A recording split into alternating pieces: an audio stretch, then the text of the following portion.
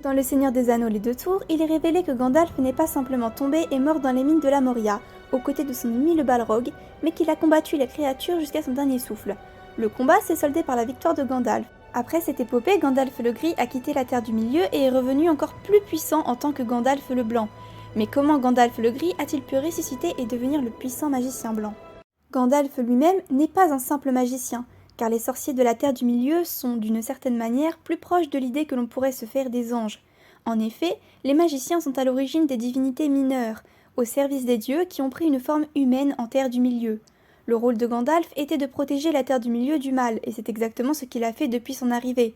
En distrayant le Balrog, trouvé dans les mines de la Moria, il a permis à la communauté de s'échapper et de poursuivre leur voyage pour détruire Sauron et sauver le monde. Selon une description surréaliste, la bataille entre Gandalf et le Balrog les a menés du plus profond des cachots au plus haut des sommets.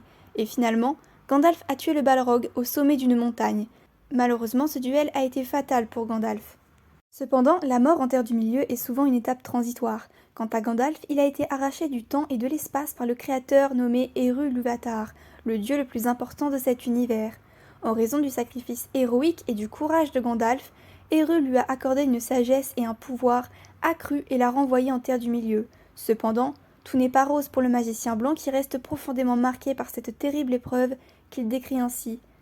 Là, je restais allongé, regardant vers le haut, tandis que les étoiles tournoyaient et chaque jour était aussi long qu'un âge de la terre. Peu de temps après son retour à la vie, c'est le Seigneur des Aigles, envoyé par Galadriel, qui retrouve le corps de Gandalf et le ramène à la Lothlórien, où le sorcier est soigné par les elfes. Bien que l'esprit du magicien ne puisse comprendre ce qu'il a vu ou vécu, étant en contact avec Eru, Gandalf se remet sur pied immédiatement pour poursuivre sa mission de protection de la Terre du Milieu. Mais la divinité Eru n'a pas renvoyé Gandalf simplement comme une récompense. En réalité, il a été renvoyé pour prendre la place de Saruman le Blanc. Saruman étant le chef des magiciens, sa trahison a été rejetée par les dieux et a conduit son remplacement par Gandalf.